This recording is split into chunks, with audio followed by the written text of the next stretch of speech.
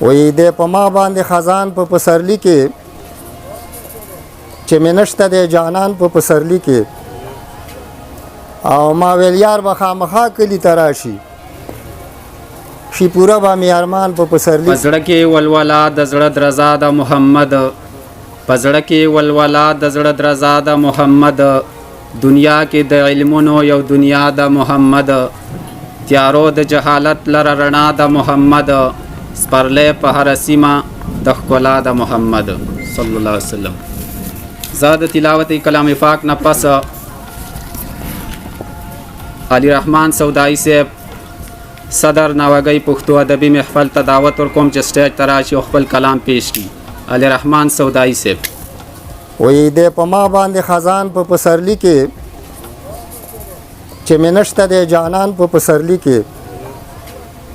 او ما ویل یار به خامخا کلی تراشي شي پورا به می ارمان په پسرلی کې او لکه څرنګه چې شینکې او باران خوند کا داسې خوند کړي دوه یاران په پسرلی کې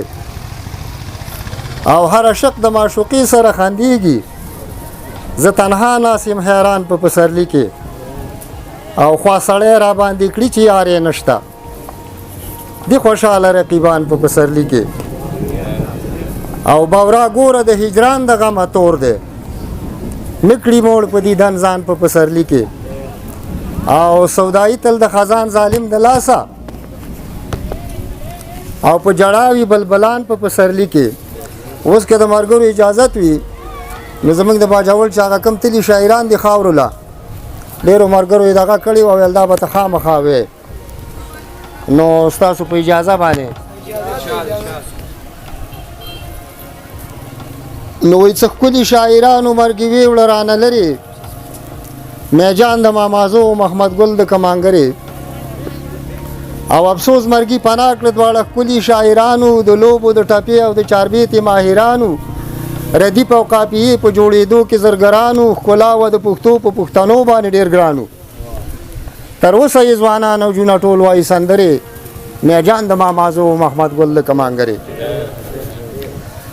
او تر اوسه و ژوندی ما به په دې سترګو لیدلو قاضي عزیز رحمان او عزیز ګو به یادېدلو دیني علم یې ډېرو په لیک لوست به پوهېدلو شاعرو خوشمزاجه ناوګۍ کې اوسېدلو او الفاظ به یې د خولې را دوړېده لکه شکرې میاجان د مامازو محمد ګل د کمانګرې او وایي د لوبو د سندرو پوی استاز چې و یارانو جنت دی الله ورکي د غونډو محمد اجانو استاز و سنجان منلی ټولو شاعرانو او کېدل به مجلسونه عجیبه ښکلی دورانو عوامل د شاعرۍ کې به پیلې ملغلرې میجان د مامازو محمد ګل د کمانګرې شکریہ عوامل د شاعرۍ کې به پیل تل دور مرجان پیروز د نوي کلي بل شاعر سمیل جان عزت د شاعر ډیرو هم په مینا وجي جان کېدلې پیلبدي مقابلې به په میدان او افسوس په سترګو نه وینم اوس هغه شان منظرې میجان د مامازو محمد ګل د کمانګرې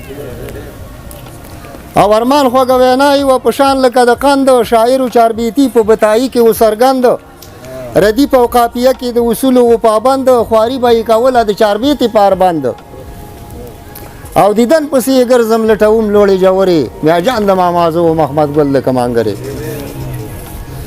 او دیدن پسې یې ګرځم څه ښایسته ښکلی بشر و په ژوند مې ولیدلی د کوثر محمد عمر و میدان کې په دستي وینا کې وړی یې نمبر و پښتون و په رښتیا د هر پښتون د زړګي سر و او وینا یې وښکاره لکه په ګټو کې بکورې میجان د مامازو محمد ګل د کمانګرې او وی مینو په پښتو هم ترجمان چې و د قام شاعر د زلمی کلو ارمانی محمد اسلام او هوښیار ور سړي به یې کولو احترام دا وایي سودایي چې اوس یادېږي مې مدام او وسیل د باتورانو ټولو پړق والې وزرې میجان د مامازو محمد ګل د کمانګرې والسلام ټیم نشته دی د نظرم ډېر څه غوښتلی